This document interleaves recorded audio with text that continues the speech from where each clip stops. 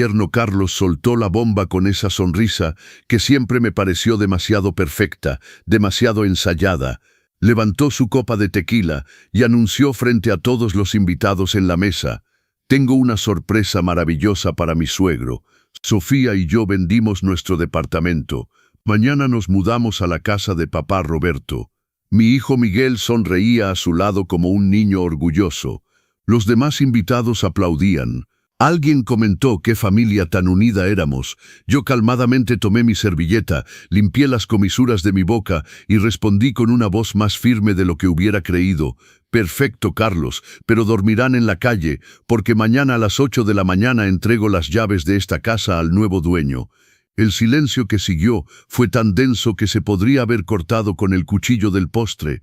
Carlos dejó caer su copa. Miguel palideció.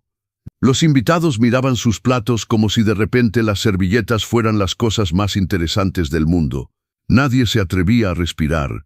Y yo simplemente tomé otro sorbo de mi café y los vi derrumbarse. Porque después de 65 años en esta tierra, después de haber criado a este hijo solo, después de haber construido esta casa con mis propias manos y el sudor de mis años de trabajo, finalmente había aprendido algo: el silencio puede ser el arma más poderosa cuando se usa en el momento exacto.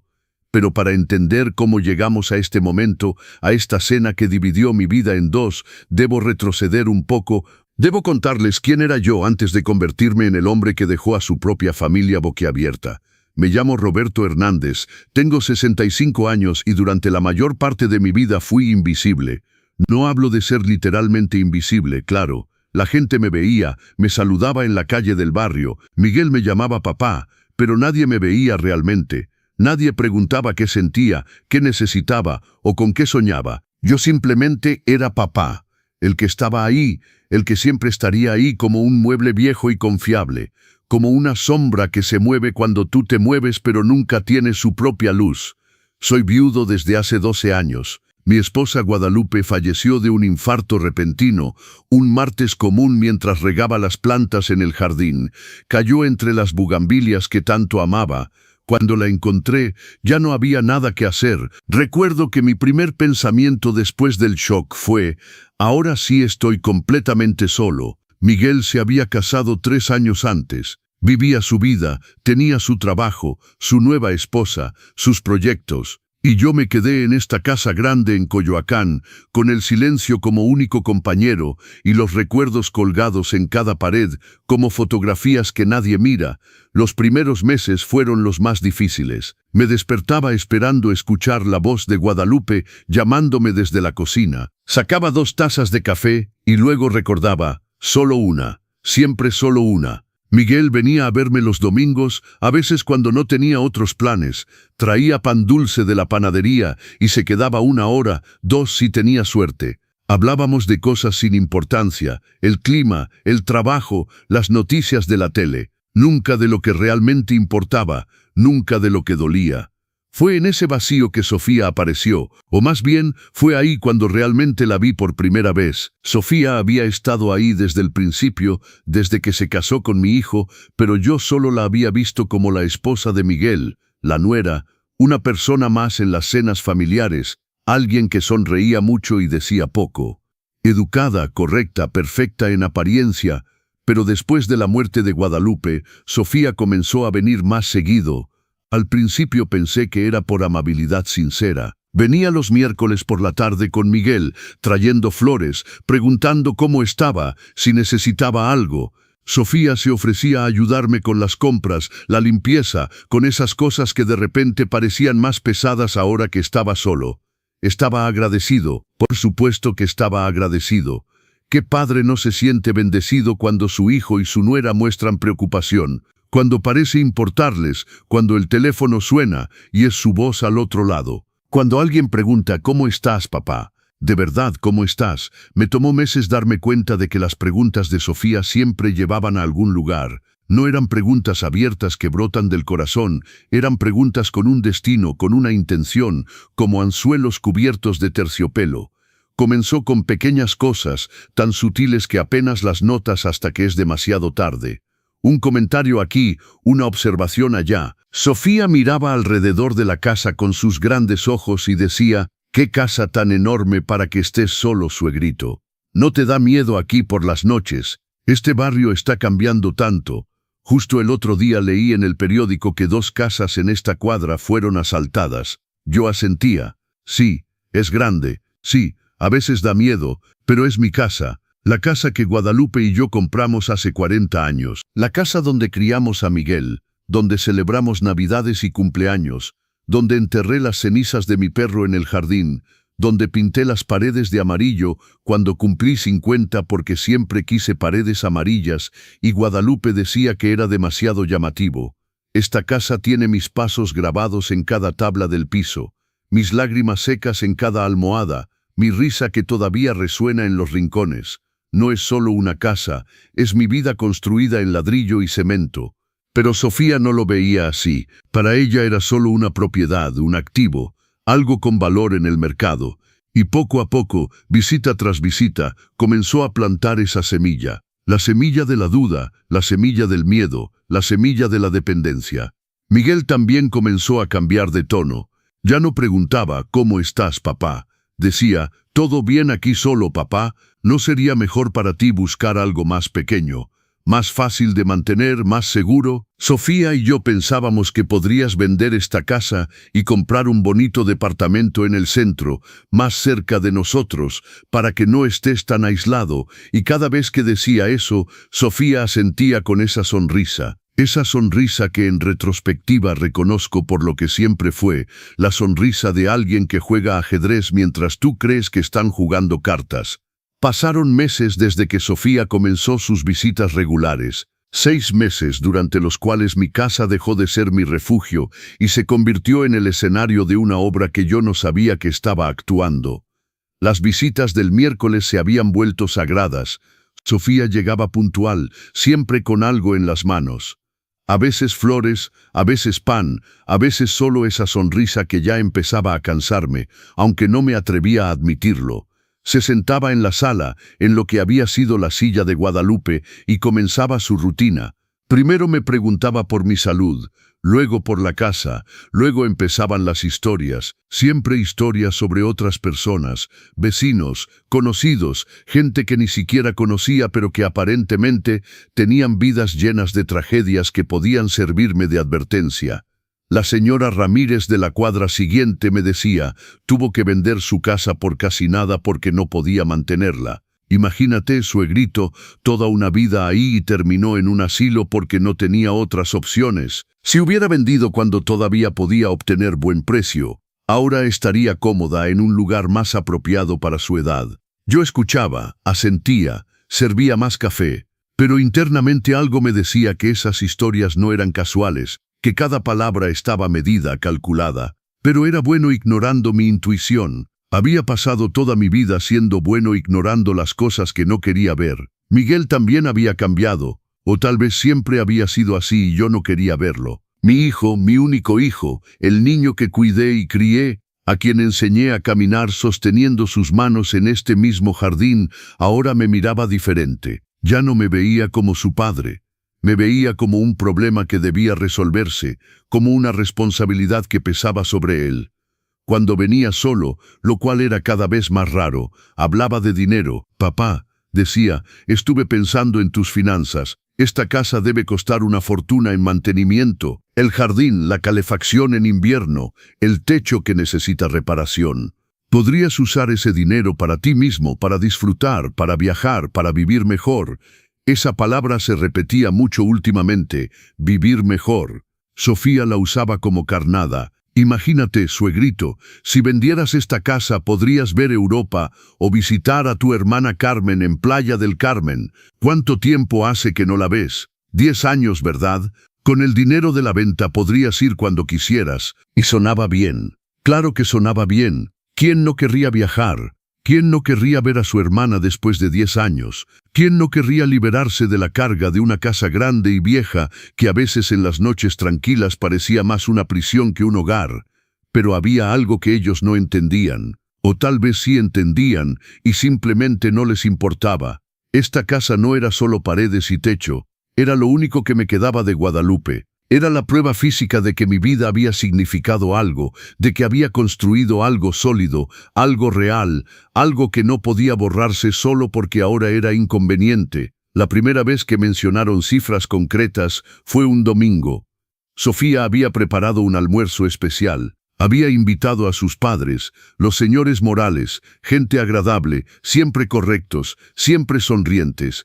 Ese día Sofía sirvió mole poblano, mi platillo favorito. Debí haberme dado cuenta. Cuando alguien prepara tu platillo favorito sin razón aparente, es porque quiere algo de ti. Después del pastel de 3 leches, cuando todos estábamos relajados y satisfechos, Sofía tocó el tema casi casualmente. Suegrito, Miguel y yo estuvimos viendo departamentos. Hay uno hermoso en el nuevo edificio del centro, en la Condesa, 2 recámaras, balcón con vista, seguridad las 24 horas, gimnasio, salón de fiestas, todo incluido, y cuesta solo 4 millones de pesos. Tomé un sorbo de mi café, sonreí cortésmente. «Qué bien», dije. «Les gustará. Ahorren y pronto lo tendrán». Sofía se rió. Esa risa que sonaba como campanitas pero dejaba un eco amargo.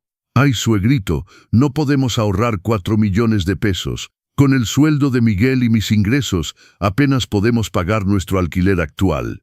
Pero pensábamos, tu casa vale al menos 7 millones. Podrías vender, comprarte algo cómodo por 2,5 millones, y con lo que sobre ayudar a Miguel a comprar este departamento para nosotros. Todos ganaríamos. Tú tendrías algo más fácil de mantener y nosotros tendríamos finalmente una propiedad». El silencio que siguió fue incómodo. El señor Morales se aclaró la garganta. La señora Morales se concentró en su taza. Miguel miraba su plato como si fuera lo más fascinante del universo. Y Sofía me miraba con sus ojos expectantes, esperando que dijera que sí, porque para eso sirven los padres. No, para sacrificarse una vez más. Pero no dije nada.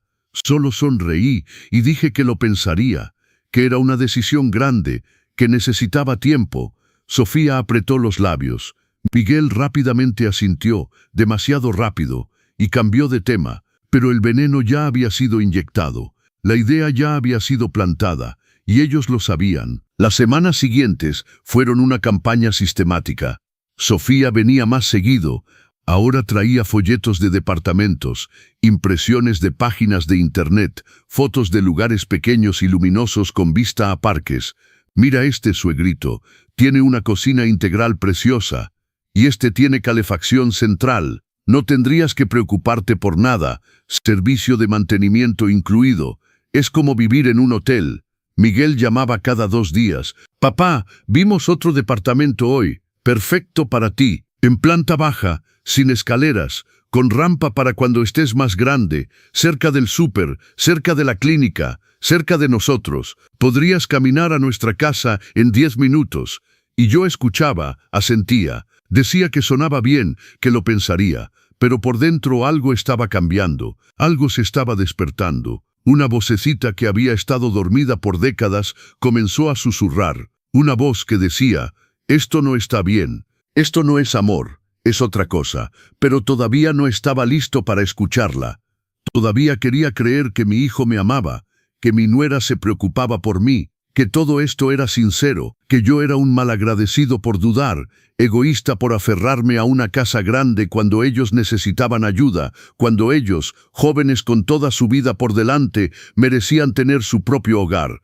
Así funciona la manipulación, no viene gritando, viene susurrando, te hace dudar de ti mismo. Te hace sentir culpable por querer conservar lo que es tuyo. Te hace creer que ser generoso significa darlo todo, que ser buen padre significa desaparecer para que tus hijos puedan brillar. Y yo estaba a punto de caer en esa trampa. Estaba a punto de firmar mi propia sentencia, porque un jueves por la tarde, después de otra visita de Sofía llena de folletos y sueños que no eran míos, descolgué el teléfono y llamé a un agente inmobiliario. Planifiqué una cita para que viniera a evaluar la casa. Colgué el teléfono y me senté en la sala vacía. Miré las paredes amarillas, las fotos de Miguel niño, el jarrón que Guadalupe me había regalado para nuestro 5º aniversario. Y por primera vez en meses, tal vez en décadas, lloré. Lloré porque sabía que estaba a punto de cometer el error más grande de mi vida. pero todavía no sabía cómo detenerme. El agente inmobiliario llegó un martes por la mañana, se llamaba Daniel Velázquez, y llevaba un portafolio de piel negra que olía a nuevo. Recorrió mi casa con una libreta en la mano, anotando cosas, midiendo espacios, tomando fotos con su celular. Yo lo seguí en silencio, sintiéndome como un extraño en mi propia casa, como si ya no me perteneciera, como si solo con hacer esa llamada hubiera iniciado un proceso irreversible. «La casa está en excelente estado», don Roberto me dijo, mientras revisaba las ventanas de la sala. «Zona privilegiada, jardín grande, 3 recámaras, 2 baños completos. Calculo que podemos ponerla en el mercado por 7.200.000 pesos, tal vez un poco más si hacemos algunas mejoras cosméticas. Pintura nueva, cambio de manijas de las puertas, modernización de la cocina, 7.200.000 pesos. Era más de lo que Sofía había mencionado, más de lo que había imaginado. Por un segundo dejé que la cifra flotara en mi mente. Podría comprar algo pequeño por 2,5 millones como Sofía había sugerido. Eso dejaría casi 5 millones de pesos. Podría ayudar a Miguel con su departamento. Todavía me quedaría dinero para mí, para viajar, para vivir sin preocupaciones los años que me quedaran. Sonaba razonable, sonaba lógico, parecía ser la decisión correcta. Entonces, ¿por qué sentía que me estaba traicionando a mí mismo? ¿Por qué cada célula de mi cuerpo gritaba que no, que estaba mal, que una vez que firmara esos papeles, no habría vuelta atrás? Le dije a Daniel Velázquez que lo pensaría, que lo llamaría en unos días. Me dejó su tarjeta y se fue con una sonrisa profesional. Cuando cerré la puerta detrás de él, me apoyé contra ella con el corazón latiendo demasiado rápido. Había cruzado una línea, había dado el primer paso real hacia la capitulación. Esa noche Miguel llamó, como si supiera, como si Sofía tuviera un radar especial que detectaba mis momentos de debilidad. «Papá, ¿cómo estás? He notado que has estado un poco extraño últimamente. ¿Estás comiendo bien, durmiendo bien? Sofía está preocupada por ti. Dice que te ve cansado. Estoy bien, Miguel. Solo estoy pensando en algunas cosas». «¿Qué cosas, papá?» «La casa, lo que te dije sobre los departamentos». Hubo una pausa. Pude escuchar su respiración al otro lado de la línea. Luego su voz cambió. Se volvió más animada, más llena de esperanza. «¿De verdad, papá? ¿Lo estás pensando? Es maravilloso. Sofía va a estar tan feliz. Vimos otro lugar increíble. Tiene 3 recámaras. Una podría ser para cuando nos visites. Te quedarías con nosotros los fines de semana. Sería como tener una familia unida otra vez. Una familia unida». Esas palabras se clavaron en un lugar profundo. ¿Qué era una familia unida después de todo?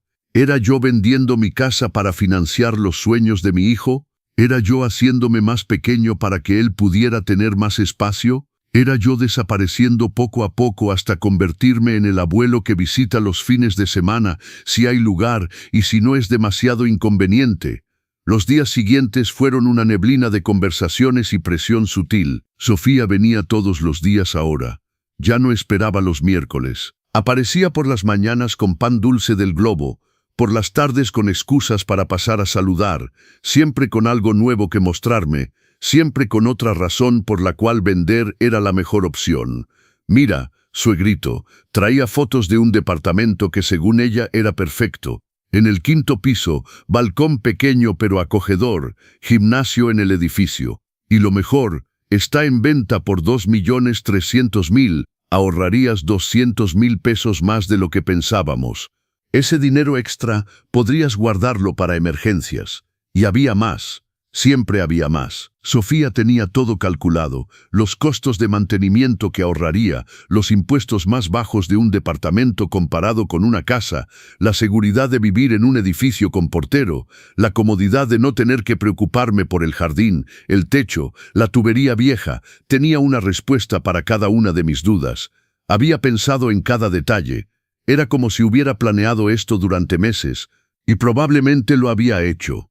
Probablemente desde el momento en que Guadalupe murió y me quedé solo en esta casa grande. Sofía había visto una oportunidad, un activo sin explotar, un suegro viudo vulnerable que podía ser convencido, moldeado, dirigido hacia donde ella lo necesitaba. Miguel también intensificó sus llamadas. Ya no eran cada 2 días, eran diarias, a veces 2 veces al día. Papá, encontramos el departamento perfecto para nosotros. Tiene un estudio. Sofía podría trabajar desde casa. Yo podría tener un lugar para mis cosas. Pero tenemos que decidir rápido. El dueño tiene otras ofertas. Si queremos asegurarlo, tenemos que dar un enganche en 2 semanas. 2 semanas. 800,000 pesos en 2 semanas. La urgencia había aparecido de repente como una tormenta de verano. Ya no era cuando quieras, papá. Ya no era piénsalo con calma. Ahora era ya. Ahora era, si no haces esto, vas a arruinar esta oportunidad única para tu hijo. Y yo sentía el peso de esa responsabilidad aplastándome. Porque si decía que no, si me negaba, si me aferraba a mi casa y a mi vida, entonces yo sería el egoísta, el mal padre, el que pone sus caprichos por encima de las necesidades de su único hijo. Sofía comenzó a traer a su madre, la señora Morales. Las dos se sentaban en mi sala y hablaban de lo difícil que era para los jóvenes de hoy. Las rentas caras, la imposibilidad de ahorrar, la suerte que tenían los hijos que tenían padres que podían ayudarlos. La señora Morales me contó cómo ella había ayudado a Sofía y a sus hermanos, cómo había vendido un terreno que poseía para dar los enganches de sus casas y cuánto la hacía feliz verlos establecidos.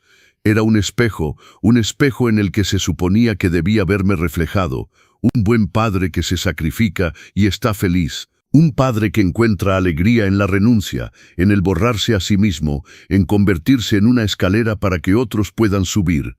Pero algo en mí resistía, algo obstinado, viejo y cansado que decía basta, que decía nunca más, que decía ya di suficiente, ya fui suficiente, ya me sacrifiqué suficiente toda mi vida, siendo esposo, siendo padre, siendo el que sostiene, el que cede, el que se hace pequeño. Y ahora que finalmente tenía algo para mí, ahora que finalmente tenía mi espacio y mi tiempo y mi casa, ahora también tenía que renunciar a eso. Una tarde Sofía llegó con papeles. Había investigado todo el proceso, había hablado con un amigo abogado, había preparado un borrador de acuerdo. Mira, suegrito, es muy simple. Tú vendes la casa, nosotros te ayudamos a encontrar tu departamento y tú nos prestas 4 millones para nuestro departamento. Lo llamaremos préstamo para que todo sea legal. Pagaremos en 10 años 400,000 pesos al año. Es totalmente justo, todos ganamos. Préstamo, esa palabra sonaba oficial.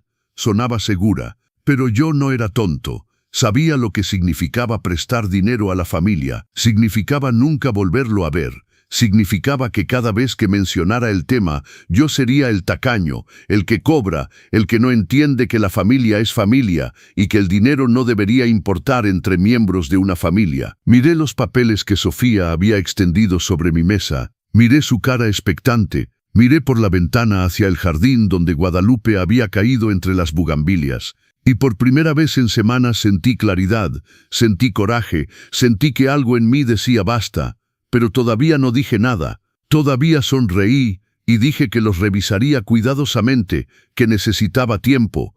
Sofía frunció el ceño. El tiempo se acaba, suegrito, ese departamento no nos va a esperar eternamente, entonces tendrán que buscar otro. Dije con más firmeza de la que había pretendido. Sofía me miró como si la hubiera abofeteado, se fue sin decir adiós, y yo me quedé solo con los papeles sobre la mesa y un nuevo sentimiento creciendo en mi pecho, un sentimiento que se parecía peligrosamente a la libertad. Si te identificas con esta historia, si alguna vez te has sentido presionado por tu propia familia, suscríbete a los consejos del abuelo. Aquí compartimos historias de vida real que te ayudarán a encontrar tu propia voz. No te pierdas el siguiente episodio donde Don Roberto toma la decisión más importante de su vida. Los días que siguieron a mi negativa fueron extraños. Sofía no vino durante casi una semana. Miguel tampoco llamó. Era como si hubieran decidido darme un castigo silencioso, como si mi falta de cooperación inmediata mereciera ser recibida con ausencia. Y lo curioso es que en lugar de sentirme culpable o preocupado, me sentí aliviado. La casa volvió a ser mía. El silencio se convirtió en paz y no en soledad. Podía tomar mi café de la mañana sin esperar que el timbre sonara con otra idea, otro plan, otra razón por la cual debería cambiar mi vida. Pero el alivio fue de corta duración, porque Sofía no se había rendido. solo había cambiado de estrategia. Cuando regresó, no vino sola. Trajo a Miguel, y ambos tenían caras largas y preocupadas, como si cargaran el peso del mundo sobre sus hombros. «Papá, tenemos que hablar», dijo Miguel sentándose en el sillón con esa postura derrotada que lo hacía parecer un niño pequeño otra vez.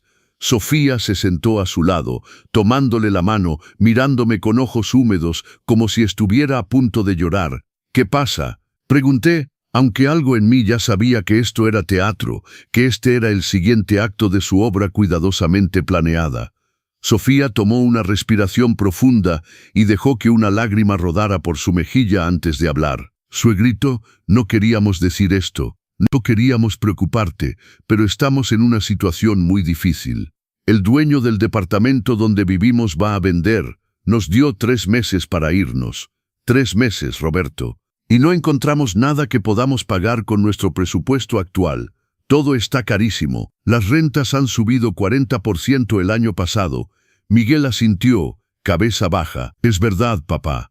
Hemos buscado desesperadamente, pero todo en nuestro rango de precio es horrible. Colonias peligrosas, edificios viejos, departamentos tan pequeños que apenas cabe una cama. Sofía llora todas las noches pensando que tal vez tendremos que mudarnos con sus papás. Y ya sabes cómo es el señor Morales. Es buena persona pero muy estricto. Sofía sufriría mucho viviendo bajo sus reglas. Miré a mi hijo otra vez, mi hijo de 38 años, que había estudiado en una buena universidad, que tenía un empleo estable como ingeniero, que ganaba un salario decente y que ahora estaba sentado en mi sala diciendo que no podía encontrar un lugar para vivir sin mi ayuda. Algo no cuadraba, pero continuaron antes de que pudiera procesar mis pensamientos. «Por eso necesitamos tanto ese departamento que te mostramos», continuó Sofía, limpiándose las lágrimas.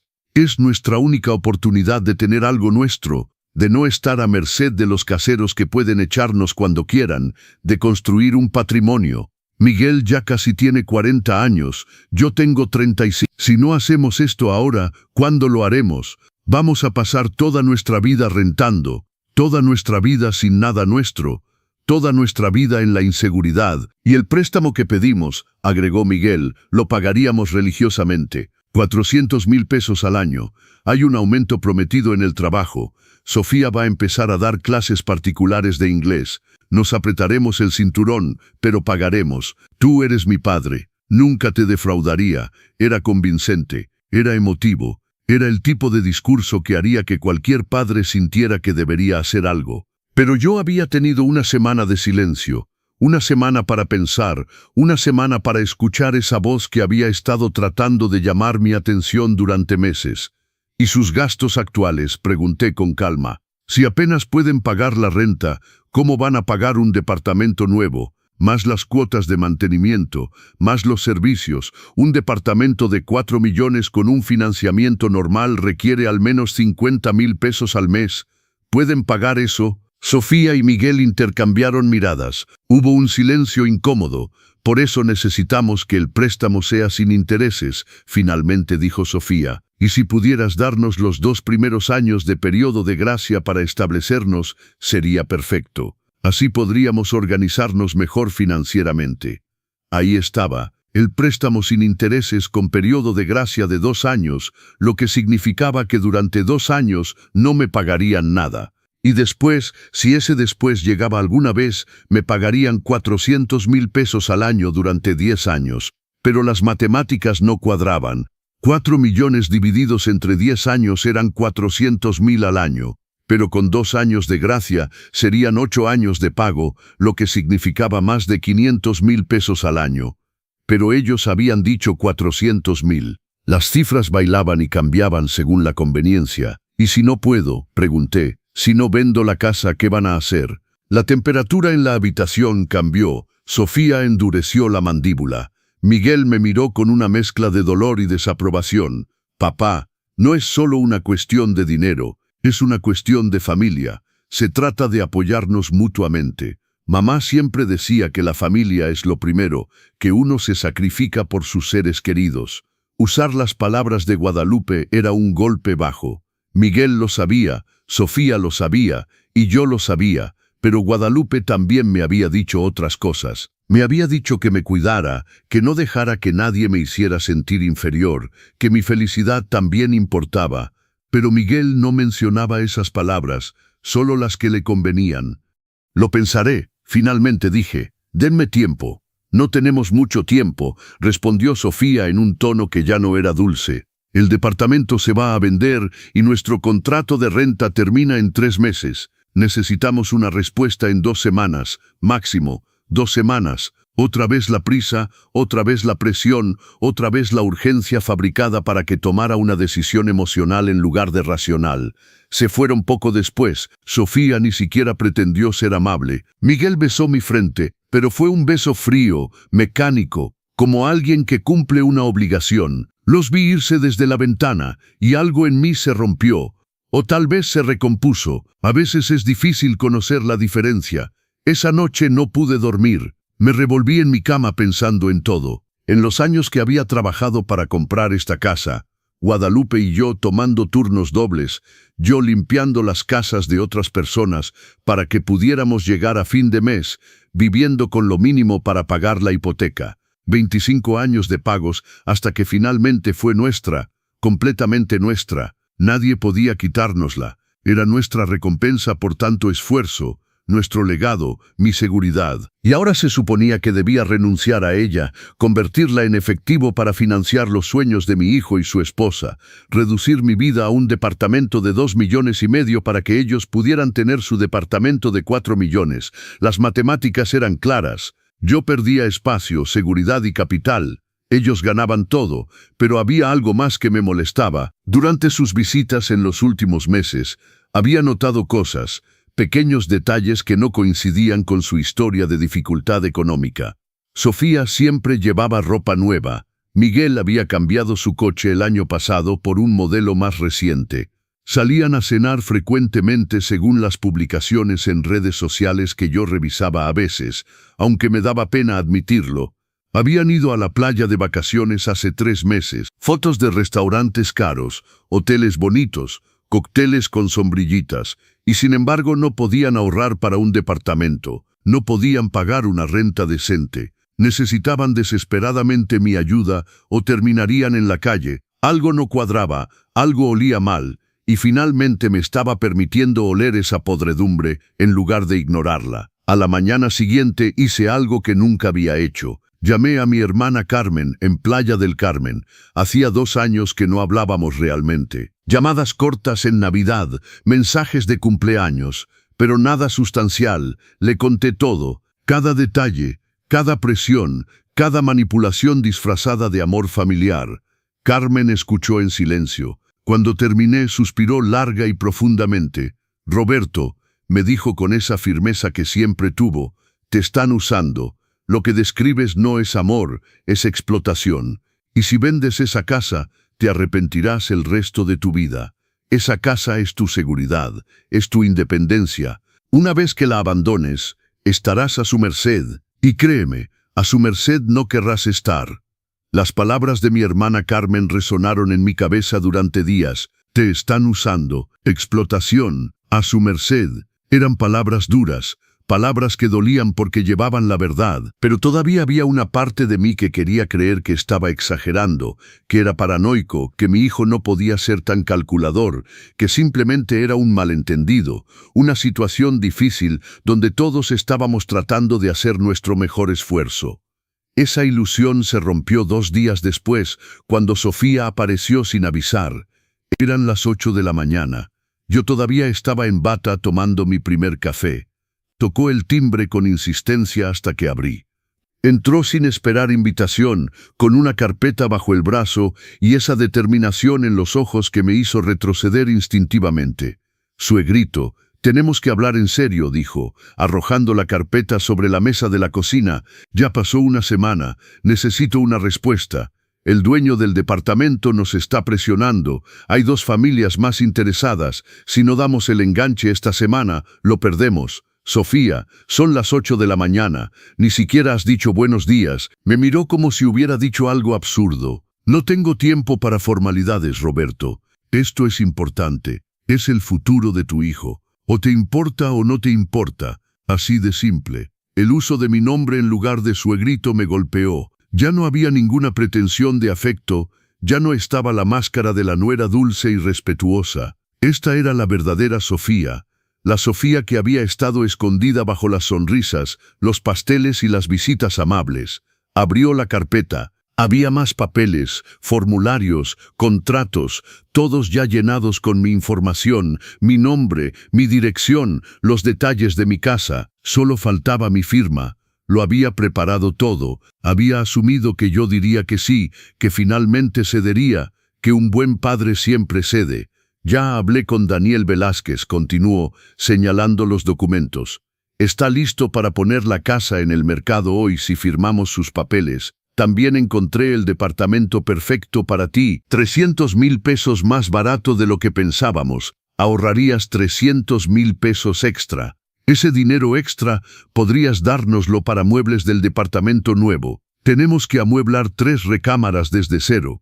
300,000 pesos, habían bajado el precio otra vez y ahora también querían dinero para muebles. La demanda crecía. El pedazo que querían de mi vida se hacía más grande con cada conversación. Sofía, dije tratando de mantener la calma, no voy a firmar nada hoy. Necesito tiempo, necesito pensar, necesito consultar con mi propio abogado. ¿Por qué necesitas un abogado? Ya consulté uno yo. Todo está en orden, es todo legal, solo firma y podemos avanzar. La casa es mía, la decisión es mía y no voy a ser presionado. Sofía cerró la carpeta con un golpe seco. El sonido resonó en la cocina como un disparo. Me miró con una frialdad que heló mi sangre. ¿Sabes cuál es tu problema, Roberto? Que eres egoísta. Siempre lo has sido. Miguel me cuenta cosas. Me cuenta cómo cuando era niño trabajabas todo el tiempo, cómo lo dejabas solo, cómo nunca tenías tiempo para él. Y ahora que finalmente puede tener algo bueno en su vida, algo que realmente quiere, tú lo pones en segundo lugar otra vez. Otra vez eliges tus cosas antes que a él. Cada palabra era un veneno inyectado directamente en mi culpa más profunda. Los años en que había trabajado doble turno para darle de comer, las tardes en que no pude ir a sus partidos de fútbol porque estaba limpiando las casas de otras personas, las veces que llegaba a casa tan cansado que apenas podía leerle un cuento antes de que se durmiera, todo eso que había hecho por necesidad, por amor, para darle un futuro mejor, ahora se usaba como arma contra mí. «Sal de mi casa», dije con una voz que no reconocí como mía. «¿Qué dijiste?», dije, «sal de mi casa». Ahora, Sofía me miró con desprecio, agarró la carpeta, se dirigió a la puerta. Pero antes de irse, se volteó. «Te vas a arrepentir», dijo. «Cuando estés viejo, enfermo y solo, y necesites ayuda, te acordarás de este día. Te acordarás de que tuviste la oportunidad de ser parte de la familia y la rechazaste. No esperes que Miguel esté ahí para ti cuando nos hayas dado la espalda». La puerta se cerró con un ruido que hizo temblar los marcos en la pared. Me quedé en medio de mi cocina temblando, con el café frío en la mano. Y por primera vez en meses, tal vez en años, sentí algo que no había sentido en mucho tiempo. Sentí rabia, pura, limpia y justificada. Esa tarde Miguel llamó. Su voz era diferente, dura, controlada. «Papá, Sofía me contó lo que pasó, cómo la trataste, cómo la sacaste de la casa. No puedo creer que hayas sido tan cruel con ella. Solo estaba tratando de ayudar, de organizar las cosas para facilitarte la vida. Miguel, tu esposa entró a mi casa sin permiso a las 8 de la mañana. Me presionó para firmar papeles que ni siquiera había leído. Me insultó cuando me negué. Y tú me llamas para decirme que yo fui cruel. Ella está estresada, papá. Estamos estresados. Nuestra situación es difícil y tú no estás ayudando. Tienes esta casa enorme que no necesitas, el dinero que no estás usando, y te niegas a ayudar a tu propio hijo, a tu única familia. Tu esposa me dijo que cuando esté viejo y enfermo, no debería esperar que estés ahí para mí. ¿Eso también es estrés, Miguel? ¿O es otra cosa? Hubo un silencio. Un largo silencio que dolía más que cualquier palabra. Porque en ese silencio entendí que mi hijo no me defendería. No me diría que Sofía había exagerado. No se disculparía. Había elegido un bando y no era el mío.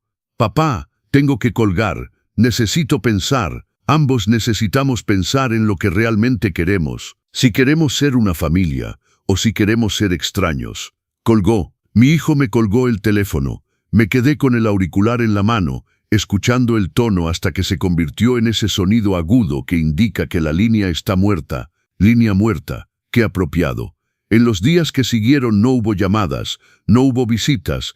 Era como si hubiera muerto para ellos, como si al negarme a renunciar a mi vida hubiera perdido el derecho a ser padre. El silencio era ensordecedor, doloroso y liberador al mismo tiempo, pero no me quedé inactivo. Llamé a un abogado, uno de verdad, no el amigo de Sofía, el licenciado Francisco Ramírez, un hombre de 60 y tantos con un despacho en Polanco y una reputación impecable. Le conté todo, cada detalle, cada presión. Le mostré los papeles que Sofía había dejado. El licenciado Ramírez los examinó con expresión seria. Don Roberto, finalmente me dijo, estos documentos son extremadamente favorables para su hijo y su nuera.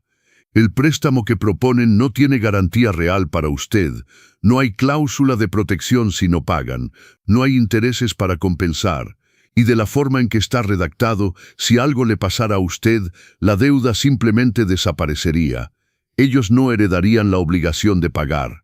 Entonces, si yo muero, ellos se quedan con todo y no me deben nada. Exactamente. Además, he visto casos como este. Préstamos familiares que nunca se reembolsan, hijos que prometen y luego encuentran excusas. Un año es la crisis económica, otro año es un problema de salud, otro año es que tuvieron un bebé y necesitan el dinero para el niño. Y el padre nunca vuelve a ver el dinero, pero tampoco puede insistir en el tema porque es familia. ¿Y qué dirá la gente? ¿Por qué un padre le cobraría a sus hijos? Me recosté en la silla, sintiendo el peso de la verdad. Todo lo que había intuido, todo lo que Carmen me había dicho, estaba confirmado por un profesional. No estaba loco, no era egoísta, era prudente, estaba protegiendo lo poco que me quedaba. ¿Qué me recomienda?, pregunté. No venda. Dijo sin dudar, no firme nada, conserve su casa, es su seguridad, su patrimonio, su hogar. Una vez que la pierda, será muy difícil recuperar ese nivel de estabilidad. Y si realmente quiere ayudar a su hijo, hay otras formas que no lo dejan vulnerable. Salí de ese despacho con una claridad que no había tenido en meses. Sabía lo que tenía que hacer, pero todavía me faltaba el valor para hacerlo. Todavía esperaba que Miguel llamara, que se disculpara, que dijera, papá, entiendo, lo siento, fuimos demasiado lejos. Pero esa llamada nunca llegó. 3 semanas pasaron sin noticias de Miguel o Sofía. 3 semanas de silencio que dolían como una herida abierta que no sanaba. Revisaba constantemente mi teléfono, esperando ver su nombre en la pantalla. Cada vez que sonaba el timbre, mi corazón se aceleraba pensando que tal vez habían venido a disculparse. Pero no, nada. El castigo continuaba y empezaba a entender que este era el patrón: presión, rechazo, silencio, hasta que yo cediera, hasta que el dolor de su ausencia fuera más grande que mi necesidad de protegerme. Pero algo había cambiado en mí durante esas semanas. La conversación con el licenciado Ramírez había plantado una semilla, y esa semilla estaba creciendo. Comencé a examinar cuidadosamente mis finanzas, mis ahorros, mis gastos, la pensión que recibía por Guadalupe, los ingresos del pequeño local comercial que rentábamos en la planta baja de la casa, algo que Guadalupe había construido años atrás que nos daba un ingreso mensual de 18,000 pesos. Hice las cuentas, muchas cuentas, y descubrí algo interesante. Si vendía la casa por 7,200,000 pesos como Daniel Velázquez había dicho, y compraba un departamento por 2,5 millones como Sofía quería, me quedarían 4,700,000 pesos. Menos los 4 millones que querían como préstamo, solo me quedarían 700,000 pesos. 700,000 pesos y un departamento pequeño. Perdería el local comercial, perdería esos 18,000 pesos de ingreso pasivo mensual, perdería mi jardín, mi espacio, mi historia. ¿Y qué ganaría? La supuesta paz de saber que ayudé a mi hijo. La ilusión de que me visitaría más seguido. La fantasía de que seríamos una familia unida. Pero ya había visto cómo me trataban cuando no hacía lo que querían. El silencio, el abandono emocional, las amenazas veladas. Y eso era ahora, cuando todavía tenía algo que ellos querían. ¿Cómo sería después, cuando ya no tuviera nada que ofrecerles? Fue entonces que tomé una decisión que me aterrorizó y liberó al mismo tiempo. Si iban a tratarme como si no existiera de todas formas, al menos lo harían mientras yo conservaba mi casa, mi seguridad, mi dignidad. No iba a vender, no iba a prestar dinero, no iba a ser parte de este plan que solo me beneficiaba en el papel, pero que en realidad me dejaba vulnerable y empobrecido. Pero todavía no les dije nada, porque algo más estaba creciendo en mi mente. Un plan propio, una idea que había comenzado como un pequeño pensamiento y que ahora se expandía para llenar cada espacio de mi conciencia. Si ellos podían planear en secreto, yo también. Si ellos podían manipular y presionar, yo podía protegerme y prepararme. Volví a llamar al licenciado Ramírez. Necesito hacer algunos cambios legales, le dije. Quiero asegurarme de que mi casa esté protegida, que nadie pueda forzarme a vender, que si algo me pasa, las cosas sucedan como yo quiero. Durante las 2 semanas siguientes, el licenciado Ramírez me ayudó a poner todo en orden. Hicimos un testamento claro y específico. La casa se colocaría en un fideicomiso. Si yo moría, se vendería y el dinero se dividiría. Una parte para Miguel, sí, porque a pesar de todo, seguía siendo mi hijo. Pero otra parte para mi hermana Carmen, y otra parte para una fundación que apoya a hombres mayores que el abogado me recomendó. Miguel heredaría, pero no todo, no el control total, no el precio completo por haberme ignorado y manipulado. También actualicé los documentos de la casa, me aseguré de que estuviera solo a mi nombre, sin ambigüedad legal. Verifiqué que no hubiera forma de que alguien la reclamara o forzara una venta sin mi consentimiento explícito. El abogado fue minucioso. Cada detalle importaba, cada cláusula era una protección, y luego hice algo más, algo que ni siquiera había contemplado antes, pero que ahora parecía no solo razonable sino necesario. Puse la casa en venta, de verdad esta vez, pero no para darle el dinero a Miguel y Sofía. Era para mí, para mi futuro, para mi libertad, porque mientras hacía esos cálculos, mientras examinaba mis finanzas, había descubierto algo más. Mi hermana Carmen me había estado pidiendo durante años que me mudara a Playa del Carmen. Vivía en un pequeño pueblo cerca de la costa, clima cálido todo el año, comunidad de jubilados, tranquilo. Me había enviado fotos de un departamento que estaba en venta cerca de su casa. 2 recámaras, vista al mar por 1.800.000 pesos, más barato que los departamentos que Sofía me había mostrado. Sí, pero era lo que yo quería, no lo que ellos necesitaban que yo quisiera. Si vendía la casa por 7.200.000, compraba el departamento por 1.800.000, me quedarían más de 5 millones de pesos después de todos los gastos, más que suficiente para vivir cómodamente el resto de mis días, para viajar, para ayudar a Carmen si lo necesitaba, para ser generoso cuando yo quisiera serlo, no cuando me forzaran a hacerlo, para vivir cerca de alguien que realmente me amaba, que me llamaba, que preguntaba cómo estaba sin segundas intenciones. La idea era aterradora.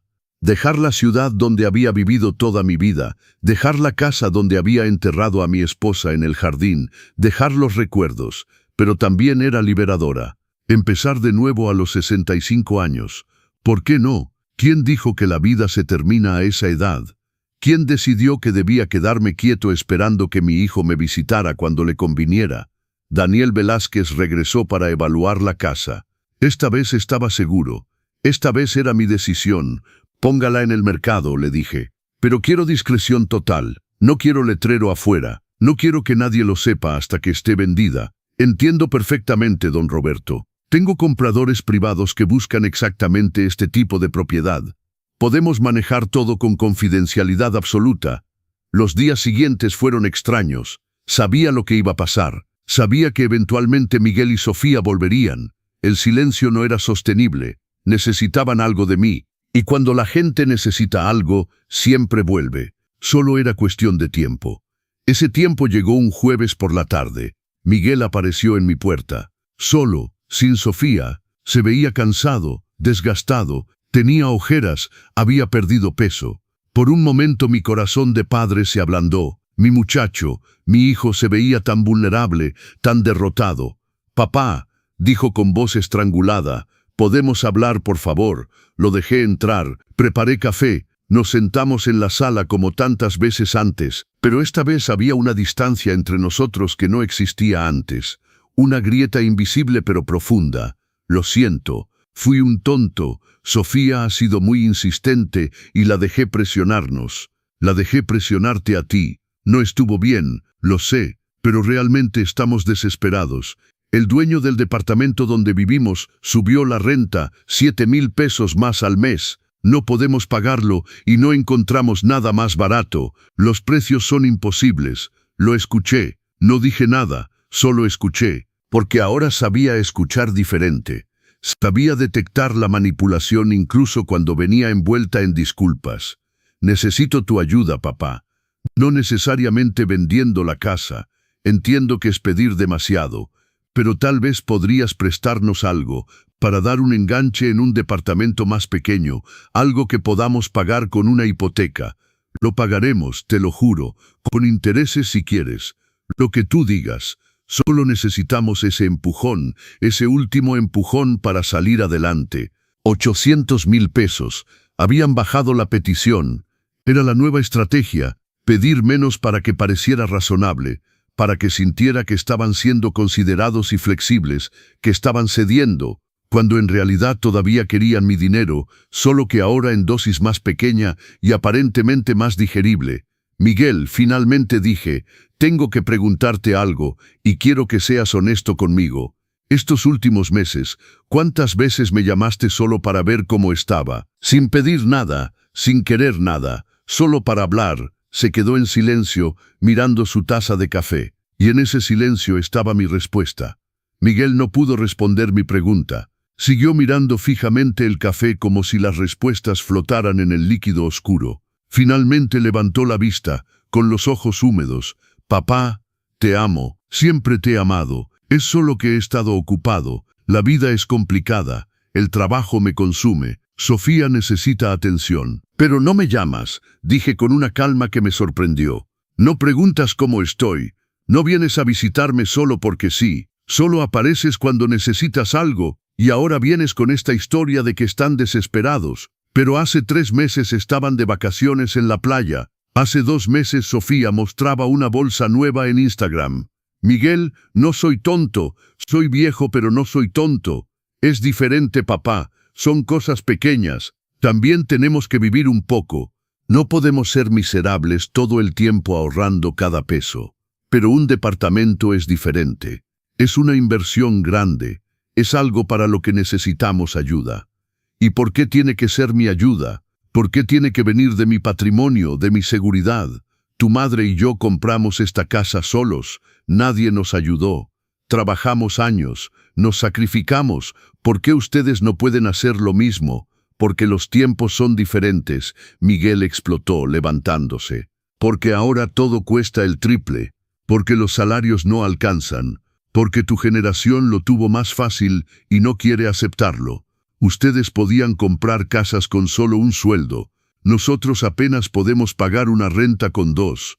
No es justo que tengas tanto y no quieras compartir.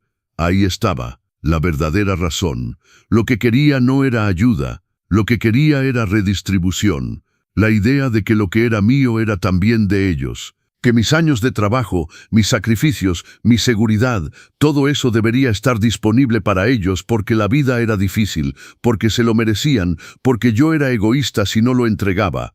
Miguel, dije levantándome también, tu madre murió dejándome esta casa y una pequeña pensión. Esta casa es mi seguridad, es lo que me permite vivir en paz. Si te doy 800,000 pesos, si te doy cualquier cantidad, pongo mi futuro en peligro. ¿Y para qué? Para que tú y Sofía puedan tener un departamento que probablemente no podrán mantener porque sus gastos no coinciden con sus ingresos. He visto, he observado, y lo que veo es que no tienen un problema de ingresos, tienen un problema de prioridades. Eso no es cierto, dijo con la mandíbula apretada. No sabes nada de nuestras finanzas, no sabes en qué gastamos o dejamos de gastar. Sé que Sofía cambia de celular cada año, sé que comen fuera al menos 3 veces por semana, Sé que tienen televisión de paga premium, sé que Sofía va al salón de belleza cada mes. Sé muchas cosas, Miguel, porque he prestado atención, y lo que veo es un estilo de vida que no coincide con la desesperación que describes. Miguel me miró como si no me conociera, como si el padre sumiso y complaciente que siempre había sido, hubiera sido reemplazado por un extraño que se atrevía a cuestionar, a señalar, a negarse. «No puedo creer que seas tan cruel», dijo con voz temblorosa, «tan calculador.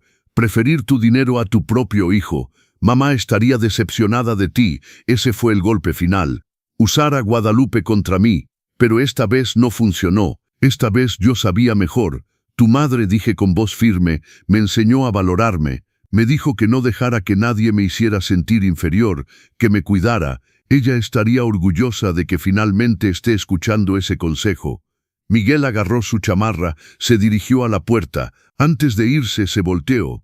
«Bien, papá, quédate con tu casa, quédate con tu dinero, pero no esperes que esté disponible cuando me necesites. No esperes llamadas, no esperes visitas. Si quieres estar solo, estarás solo».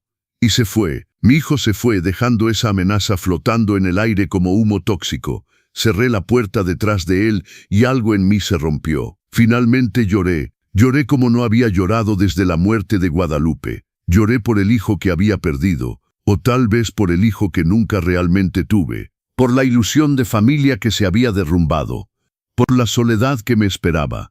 Pero entre las lágrimas había también otra cosa: alivio, claridad, libertad, porque ya no tenía que pretender, ya no tenía que fingir que esta relación era saludable.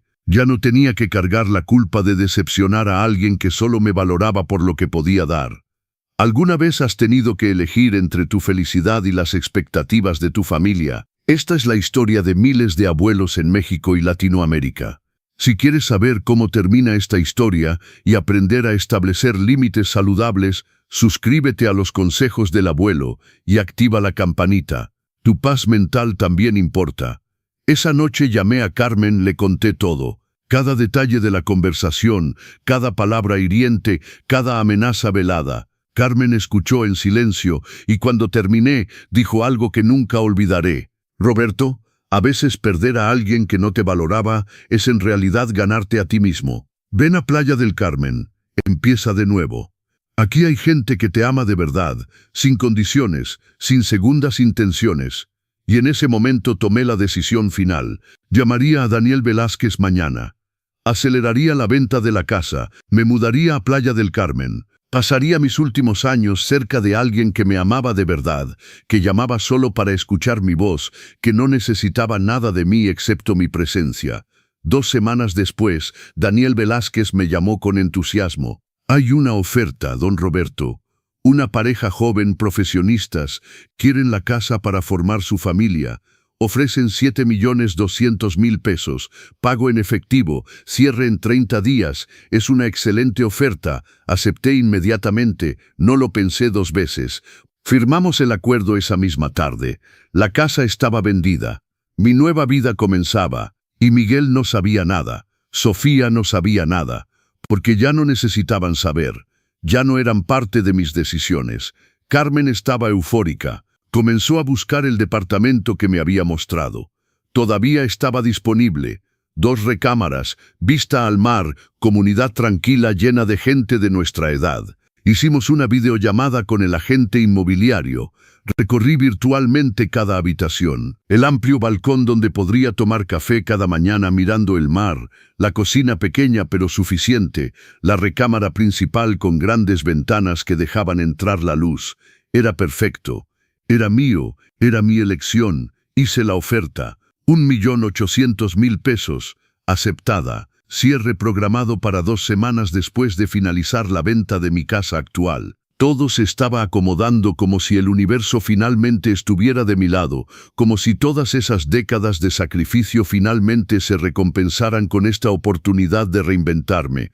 Pero todavía quedaba un cabo suelto. Miguel y Sofía todavía no sabían nada, todavía no me hablaban. El silencio continuaba, y yo sabía que eventualmente tendrían que saber. No podía simplemente desaparecer sin decir nada. Aunque una parte de mí quería hacer exactamente eso, quería simplemente irme y dejarlos descubrir mi ausencia por accidente. Que tocaran el timbre un día y encontraran extraños viviendo en lo que había sido mi casa. Pero ese no era mi estilo, nunca lo había sido, así que tomé una decisión, les diría, pero no en privado, no en una conversación donde pudieran manipularme o hacerme sentir culpable. Lo haría en público, lo haría oficial, lo haría de una manera que no dejara lugar a discusión. Decidí organizar una cena familiar. Invitaría a Miguel y Sofía, a los padres de Sofía, los señores Morales y a algunos vecinos cercanos que habían sido testigos de mi vida durante décadas. Sería mi despedida, mi anuncio, mi cierre. Envié la invitación por mensaje de texto. Cena en mi casa el sábado a las 7 p.m. Tengo un anuncio importante que hacer. Por favor, confirmen asistencia. Era breve, directo, sin explicación. Miguel respondió después de 2 horas. Ahí estaremos. Al fin vas a hacer lo correcto, papá. Leí ese mensaje y sonreí. Pensaba que había cedido finalmente, que los había hecho esperar suficiente y ahora estaba listo para anunciar que vendería la casa y les daría el dinero. Que esta cena era mi rendición, mi bandera blanca. No tenía idea de lo equivocado que estaba, no tenía idea de que el padre sumiso y complaciente que él había creado había muerto en algún lugar de los últimos meses, y en su lugar había nacido alguien nuevo, alguien que finalmente había aprendido que amarse a uno mismo no es egoísmo, es supervivencia. El sábado llegó más rápido de lo que esperaba. Pasé toda la mañana preparando la cena. No porque quisiera impresionar a nadie, sino porque necesitaba mantener mis manos ocupadas. Necesitaba hacer algo que me impidiera pensar demasiado en lo que estaba a punto de hacer, en las caras que vería, en las palabras que diría, en la tormenta que estaba a punto de desatar. Preparé cochinita pibil que a Miguel le encantaba de niño, arroz rojo, frijoles refritos, tortillas hechas a mano, guacamole fresco, flan de cajeta. Una cena completa. Una cena de despedida, aunque ellos todavía no lo sabían. Puse la mesa con el mantel blanco que solo usaba para ocasiones especiales. Saqué la vajilla buena, las copas de cristal que habían pertenecido a la Madre de Guadalupe.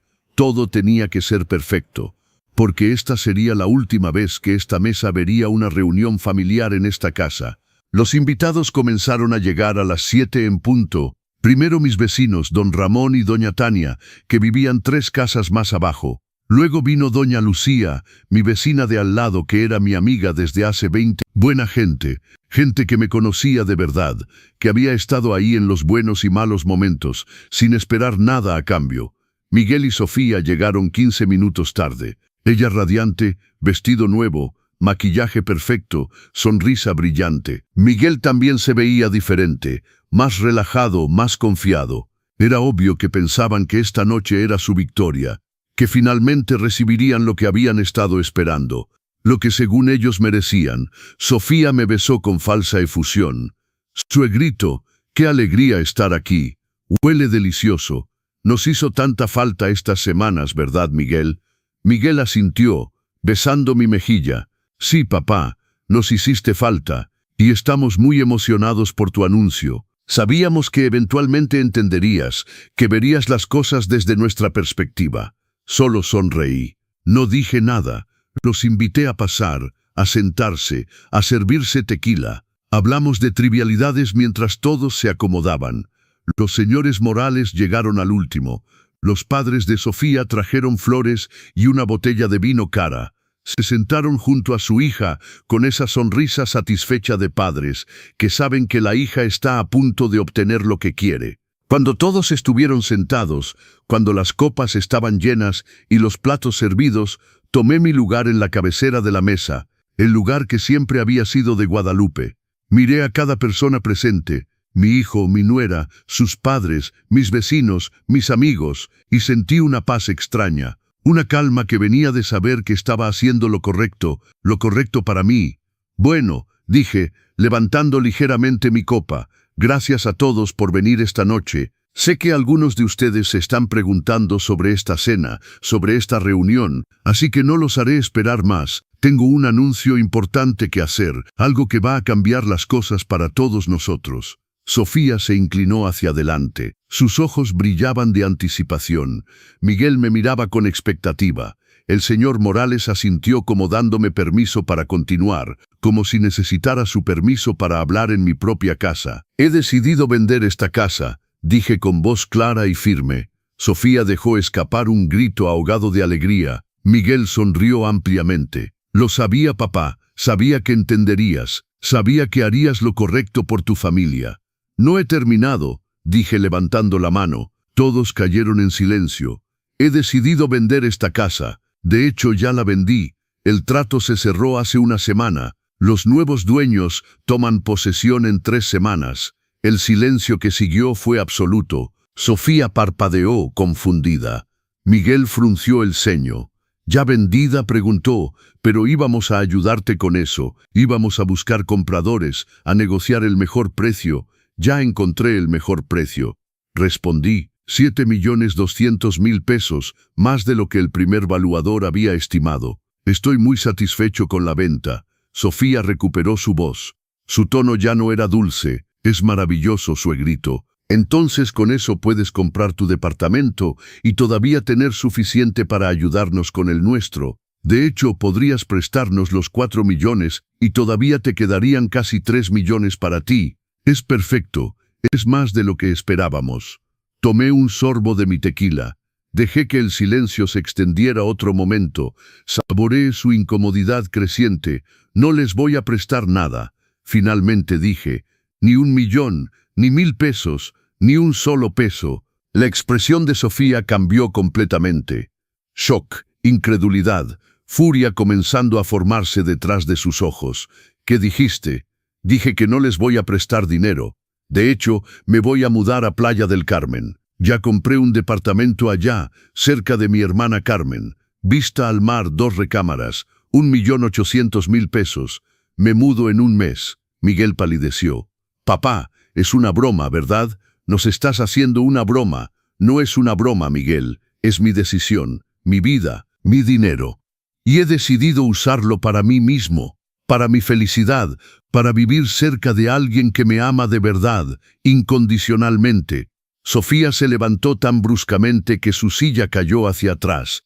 Esto es ridículo. Esto es egoísta. ¿Cómo puedes hacerle esto a tu propio hijo, a tu familia?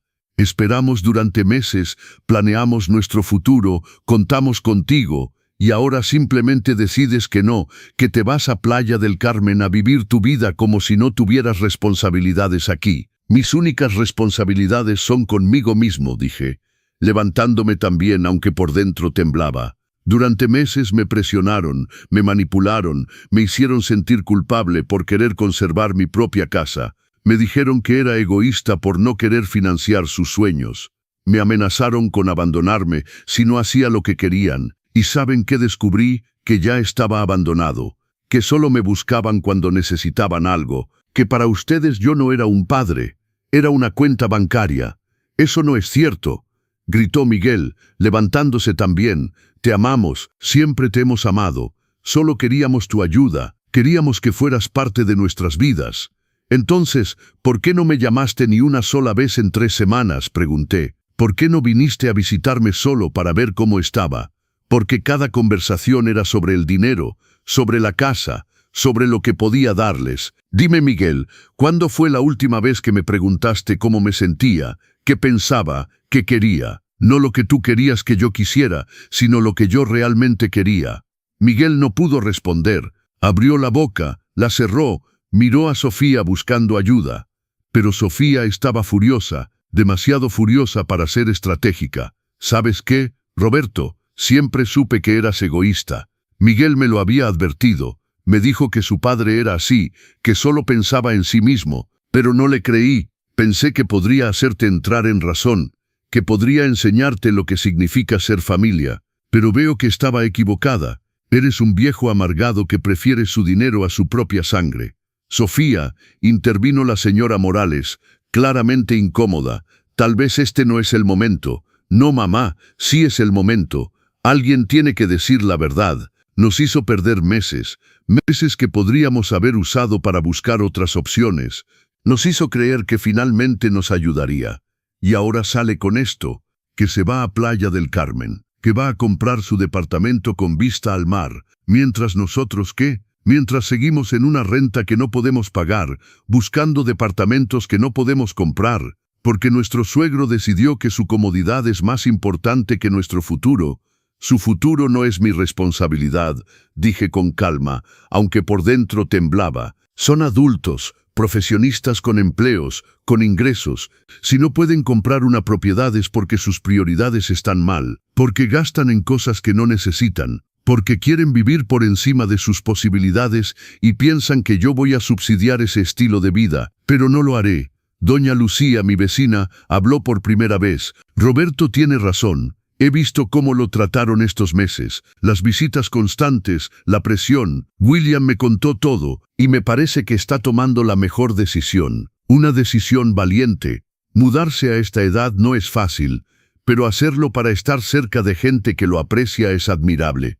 Nadie le pidió su opinión, señora, escupió Sofía. Estás en mi casa, dije con voz de acero, y hablarás con respeto a mis invitados o te irás inmediatamente.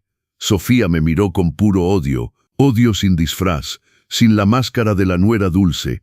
Esta era su verdadera cara, y me alegré de verla finalmente, de saber que no había estado loco, que mi intuición había tenido razón desde el principio. Vámonos, Miguel, dijo Sofía agarrando su bolsa.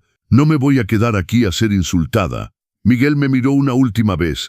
Había dolor en sus ojos, pero también había otra cosa, resentimiento, decepción, y supe que había perdido a mi hijo, o tal vez nunca lo había tenido realmente. Miguel y Sofía se fueron, azotando la puerta tan fuerte que hizo temblar los marcos en la pared. Los señores Morales se quedaron unos minutos más, claramente avergonzados por el comportamiento de su hija. Lo sentimos mucho, Roberto, dijo la señora Morales con sinceridad. No sabíamos que las cosas se habían puesto tan mal.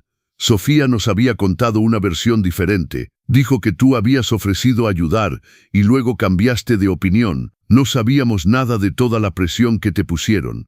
El señor Morales asintió. Estás haciendo lo correcto. Una persona de tu edad merece paz, merece vivir sin esta tensión. Y si Playa del Carmen te ofrece eso, entonces ve, vive, sé feliz. Hablaremos con Sofía, aunque dudo que quiera escuchar. Se fueron poco después. Mis vecinos se quedaron un poco más, bebimos más tequila, comimos el postre que nadie había probado durante el drama, y hablamos de cosas reales, de recuerdos, de la vida que había construido en esta casa, de los buenos años y los difíciles con Guadalupe, de cómo ella me habría apoyado en esta decisión. Cuando finalmente se fueron y quedé solo en la casa silenciosa, no sentí tristeza, sentí alivio, un alivio profundo y completo. Había dado el paso, había dicho mi verdad, y el cielo no se había caído, el mundo no se había terminado, un capítulo acababa de cerrarse para que otro pudiera comenzar. Las 3 semanas siguientes fueron un torbellino. Empacar 40 años de vida en cajas, decidir qué llevar y qué dejar, donar ropa, vender muebles, despedirme de los vecinos, de la casa, del jardín donde Guadalupe había muerto entre las bugambilias. Lloré mientras empacaba, pero no eran lágrimas de arrepentimiento. Eran lágrimas de cierre, de duelo por lo que dejaba, pero también de emoción por lo que vendría. Miguel no llamó, no vino, el silencio era total, ahora definitivo, y aunque dolía, ya no me sorprendía. Sofía había mostrado su verdadera cara esa noche, y Miguel había elegido quedarse a su lado. Había elegido el resentimiento sobre el amor, la decepción sobre la comprensión, y yo tenía que aceptar eso, tenía que dejarlo ir. Carmen me llamaba todos los días, me enviaba fotos del departamento, de la playa, del pequeño pueblo costero que sería mi nuevo hogar. Un grupo de hombres y mujeres de nuestra edad que se reunían los jueves para jugar dominó, que iban juntos al mercado de pescados los sábados, que se cuidaban unos a otros. Eso era familia, eso era lo que había estado buscando sin saberlo. El día de la mudanza llegó un martes soleado. Los nuevos dueños de la casa vinieron temprano. Una pareja joven, él médico y ella arquitecta, esperaban su primer bebé. Me mostraron las ecografías con orgullo. Nos sentamos en la sala vacía firmando los papeles finales. Les conté historias sobre la casa, sobre las paredes que Guadalupe había pintado, sobre el jardín que habíamos cultivado juntos, sobre el árbol que Miguel había plantado cuando tenía 8 años. Cuiden esta casa, les dije. Tiene mucho amor en sus paredes, mucha historia, mucha vida. Y prometieron que lo harían, que criarían a su bebé ahí, que construirían su propia historia en estas habitaciones que habían contenido la mía durante tantos años. Les entregué las llaves y salí por última vez. No miré atrás. No podía. Si miraba atrás podría arrepentirme. Tal vez la nostalgia me abrumaría. Así que miré hacia adelante, hacia el camión de mudanzas que esperaba, hacia el avión que tomaría en 3 horas, hacia Playa del Carmen, hacia mi nueva vida. El vuelo fue tranquilo. Miré por la ventana, observando las nubes, reflexionando sobre todo lo que había pasado, sobre cómo había llegado hasta aquí. Un hombre de 65 años, dejando todo lo que conocía para empezar de nuevo. Era aterrador, era liberador, era necesario. Carmen me esperaba en el aeropuerto de Cancún, con un ramo de flores de bugambilia y una sonrisa enorme. Nos abrazamos como no nos habíamos abrazado en años. Lloré en su hombro, ella lloró en el mío, y en ese abrazo había todo. El perdón por los años de distancia, la gratitud por estar ahí ahora, la promesa de no separarnos más. El departamento era aún más hermoso en persona. El balcón se abría directamente al mar Caribe. Podía escuchar las olas desde la sala. La brisa traía ese olor a sal que limpia y renueva. Carmen había decorado la recámara de huéspedes con fotos de nosotros cuando éramos niños, de nuestros padres, de la familia que habíamos sido antes de que la vida nos separara. Esa primera noche me senté en el balcón con una copa de vino mexicano. El sol se ponía sobre el océano, pintando el cielo de naranja, rosa y morado. Y por primera vez en años, tal vez en décadas, me sentí en paz. Sentí que estaba exactamente donde debía estar, haciendo exactamente lo que debía hacer. Mi teléfono sonó, un número desconocido. Dudé en contestar, pero algo me impulsó a hacerlo. Era el señor Morales. «Roberto», dijo con voz cansada, «solo quería que supieras que Sofía y Miguel tuvieron que mudarse con nosotros. No pudieron pagar el aumento de renta, y ya está causando problemas. Sofía se queja de todo. Miguel se peleó con mi esposa. Están empezando a darse cuenta de que tal vez tenías razón, que sus prioridades estaban mal, pero ya es tarde. Tú estás en Playa del Carmen y ellos están aquí viviendo con las consecuencias de sus decisiones». Le agradecí la llamada. Le deseé suerte y colgué. Y no sentí satisfacción. No sentí esa alegría de la venganza. Solo sentí tristeza por mi hijo, por las elecciones que había hecho, por la vida que pudo haber tenido si hubiera elegido diferente. Pero esas eran sus lecciones que aprender, su camino que recorrer. Ya no podía salvarlo. Ya no era mi trabajo salvarlo.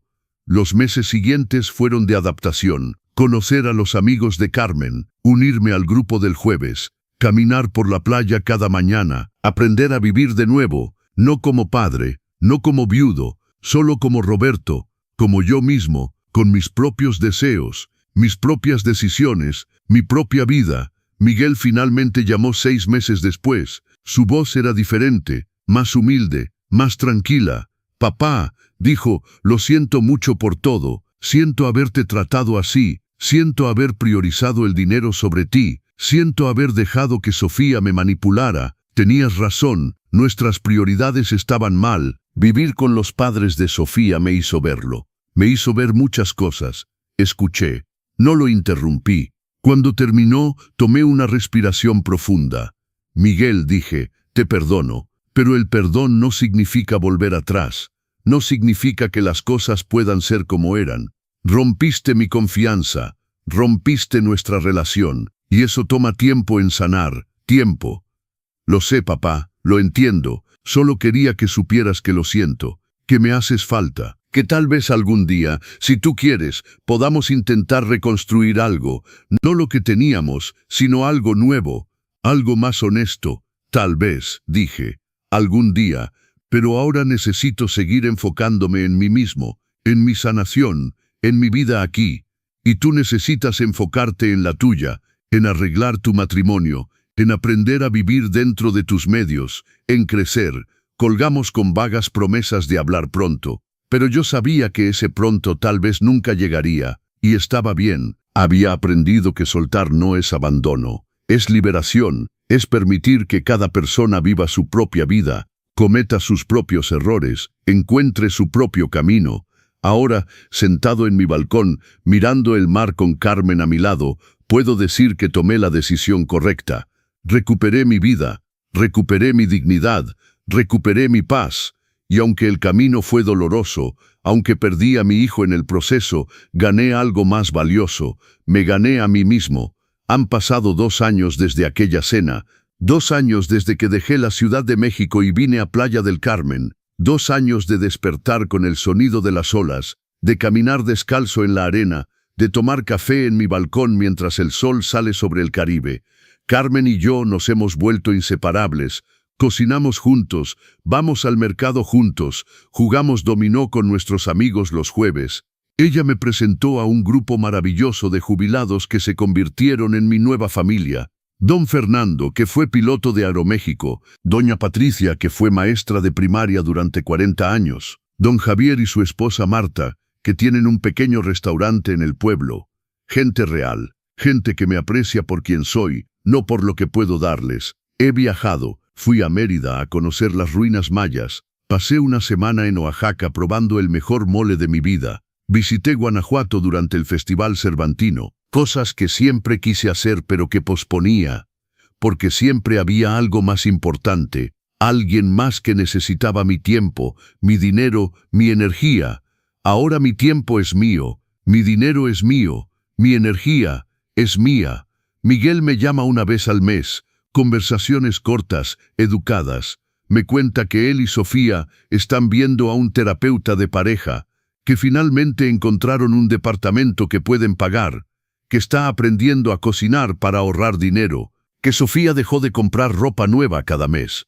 Son cambios pequeños, pero son cambios. Nunca me ha pedido que regrese, nunca ha sugerido que me mude de vuelta a la Ciudad de México. Creo que finalmente entiende que eso nunca va a pasar, que esta es mi vida ahora, y que estoy feliz. La semana pasada me envió una foto, él y Sofía frente a su departamento. Son 2 recámaras en la colonia Narvarte. Nada lujoso, nada espectacular, pero es de ellos, lo compraron solos, con sus propios ahorros, con su propio esfuerzo. Y aunque nunca lo dirá, sé que finalmente entendió la lección, que las cosas que realmente valen la pena son las que construyes tú mismo, no las que te regalan, no las que obtienes manipulando a otros. Anoche estaba en mi balcón, como todas las noches, cuando Carmen salió con 2 copas de mezcal. ¿En qué piensas, hermanito?, preguntó. En todo, dije, en el camino que recorrí para llegar aquí, en la vida que dejé, en la vida que gané. ¿Te arrepientes de algo? Lo pensé por un momento. Realmente lo pensé. No, finalmente dije, no me arrepiento.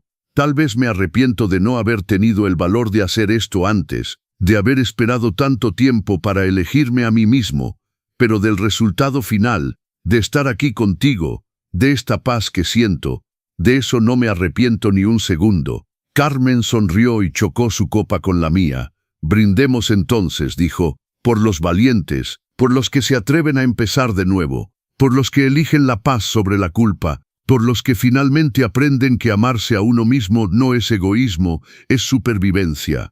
Bebimos mientras el sol se ponía, pintando el cielo de esos colores imposibles que solo existen en el Caribe mexicano.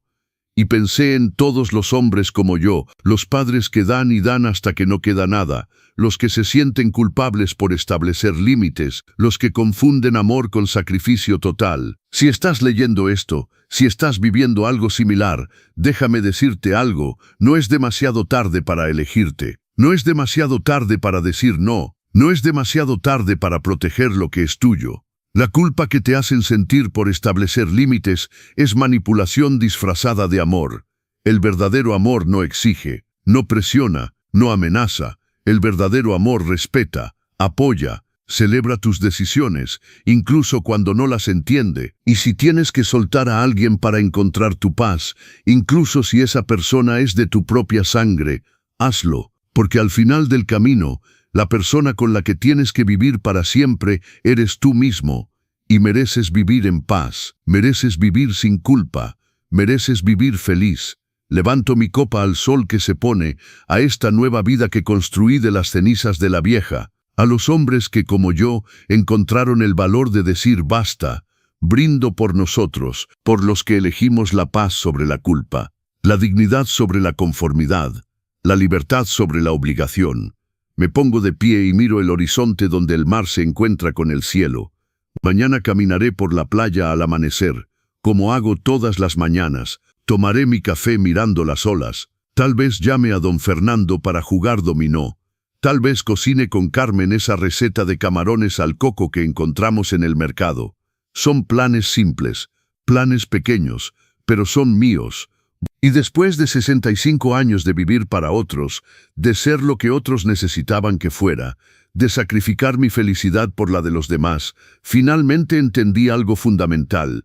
La vida más valiosa que puedes vivir es la tuya propia, no la que otros diseñan para ti, no la que te hace sentir culpable por querer más, no la que te convierte en un medio para los fines de otros.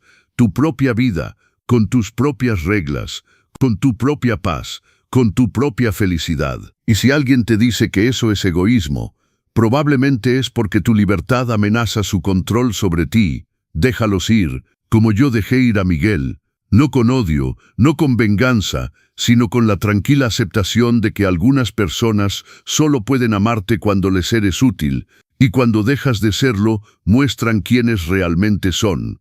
Y está bien, porque en ese espacio que dejan cuando se van, puedes finalmente encontrarte a ti mismo.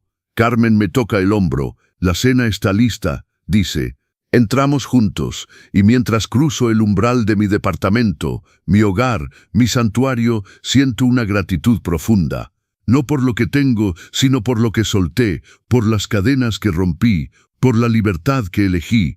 Esta es mi historia, la historia de un hombre de 65 años que finalmente aprendió a decir no, que finalmente aprendió que el silencio puede ser el arma más poderosa, que finalmente aprendió que la familia verdadera no es la que comparte tu sangre, sino la que comparte tu corazón. Y si mi historia te ayuda a encontrar tu propio valor, si te ayuda a establecer tus propios límites, si te ayuda a recordar que tu felicidad también importa, entonces cada lágrima que derramé, cada noche que no pude dormir, cada momento de duda, todo habrá valido la pena, porque la vida es demasiado corta para vivirla con culpa, demasiado preciosa para desperdiciarla en gente que solo te valora por lo que pueden tomar de ti, demasiado hermosa para no atreverse a ser feliz. Así que atrévete, como yo me atreví. Elige la paz, elige la dignidad, elige la vida que mereces. El resto se acomodará, o no, pero al menos cuando llegues al final de tus días, podrás mirar atrás y decir, viví mi vida. No la que me impusieron, no la que esperaban de mí, sino la mía, completamente mía, y no hay mayor legado que ese. Esta fue la historia de don Roberto. Y puede ser tu historia también. En los consejos del abuelo compartimos historias de vida real que te enseñan a valorarte, a establecer límites y a vivir en paz. Si esta historia te tocó el corazón, suscríbete ahora y compártela con alguien que necesite escucharla. Recuerda, nunca es tarde para elegirte a ti mismo. ¿Te gustó mi historia? ¿Desde qué ciudad de México nos estás viendo? Encontrémonos en los comentarios. Si te gustó esta historia, puedes apoyarme enviando un super thanks para que pueda seguir trayendo más historias como esta. Te lo agradezco muchísimo. Espero tus comentarios sobre la historia. En pantalla puedes ver 2 nuevas historias de vida que te recomiendo de todo corazón. Hay muchas más en mi canal. No olvides suscribirte. Hasta la próxima historia de vida. Con cariño y